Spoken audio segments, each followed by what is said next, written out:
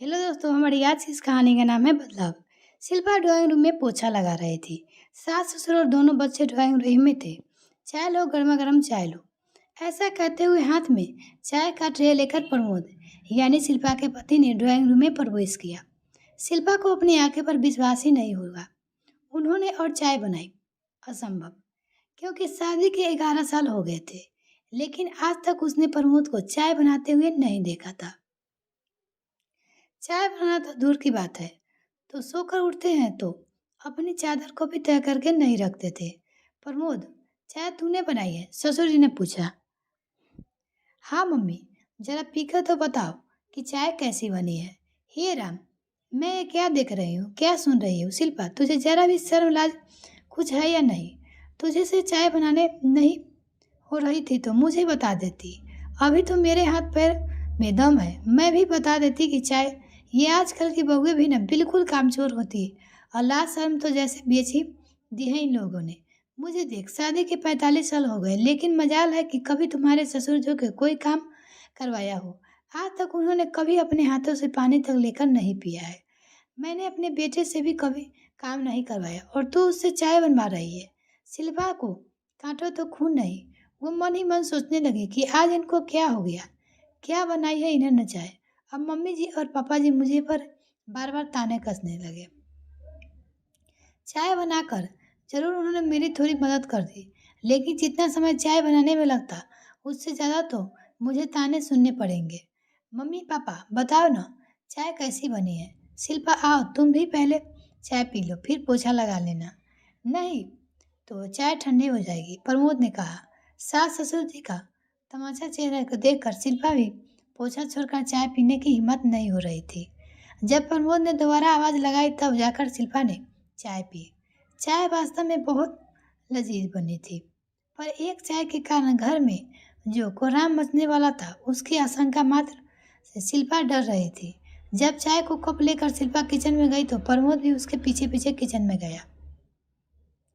शिल्पा ने नाराज होते हुए प्रमोद से कहा, आपको क्या आवश्यकता थी चाय बनाने की? पोछा लगाने के बाद मैं चाय बनाने वाली ही थी। अब मम्मी जी पापा जी मेरे ऊपर ताने कसेंगे। शिल्पा, कूल डाइन, सिर्फ चाय ही नहीं, अब तो जितना ही हो सकेगा हर काम मैं तुम्हारी मदद करूंगा। क्या मतलब? मतलब यह है कि अभी कोरोना वायरस के लॉकडाउन की वजह से मेरी छुट्टियां है। आज लॉकडाउन का 7वां दिन है।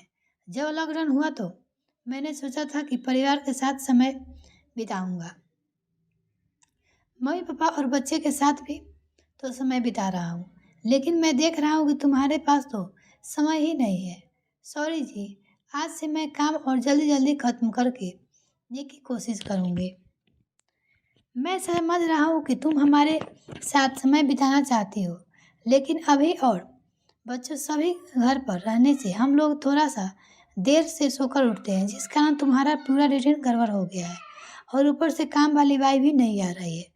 मैं पिछले 6 दिनों से देख रहा हूँ कि तुम्हें 1 मिनट की भी फुर्सत नहीं मिल रही है। रात होते होते थकान के मारे तुम्हारा चेहरा उतर जाता है।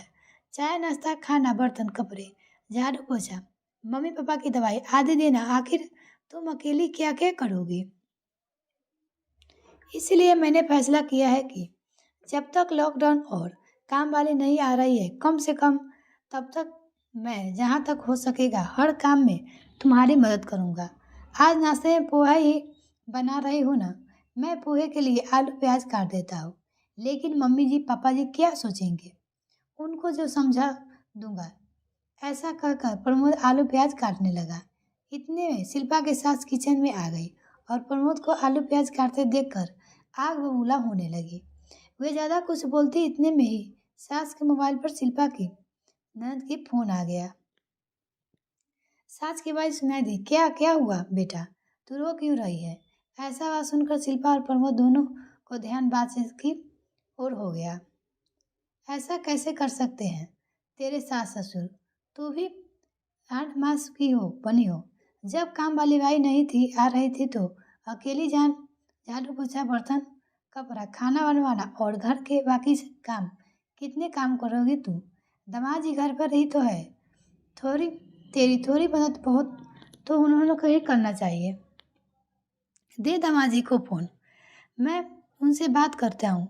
तू ही दामाद जी से बात करने पर मना कर रही है, तो क्या कर सकती हूँ। तेरी सास की भी उम्र कोई ज़्यादा थोड़ी है, वो भी मेरे बराबरी के 60 के लगभग ही होंगे। वो भी थोड़ा बहुत काम कर सकती है। तेरी सास को थोड़ा तो समझना चाहिए। देख बेटा, धीरज रख, तो थोड़े दिन में की ही बात ही लॉकडाउन खत्म होने पर है, आदि है हो जाएगी। सास की बात से सब बात समझ में आ गई थी। फिर भी प्रमोद ने माँ से पूछा, मम्मी क्या हुआ दीदी को, वो रो क्यों रही थी। क्या बताऊँ बेटा, उसकी सास तो बहू की नौकरानी से भी बदतर समझती है। अब काम वाली नहीं आ रही हो तो अकेली जान कितना काम करेगी। इतना बोलते ही शायद सास को अपनी गलती का एहसास हो गया। इसीलिए विशेषा करते हुए वो प्रमोद से बोली, आलूओं में स्टार्च होते हैं, इसलिए उनको काटने के बाद पानी में डालना। शिल्पा, आज पोहे मैं बनाती हूँ। वैसे भी तेरे ससुर जी कह रहे थे कि आज उन्हें मेरे हाथ के बने पोहे खाना है। मम्मी की आया सुखद भाव देखकर प्रमोद शिल्पा की ओर देखकर मन ही मन मुस्कुराने लगा। मिलते हैं फिर नेक्स्ट वीडियो, तब तक के लिए bye. Thanks for watching this video.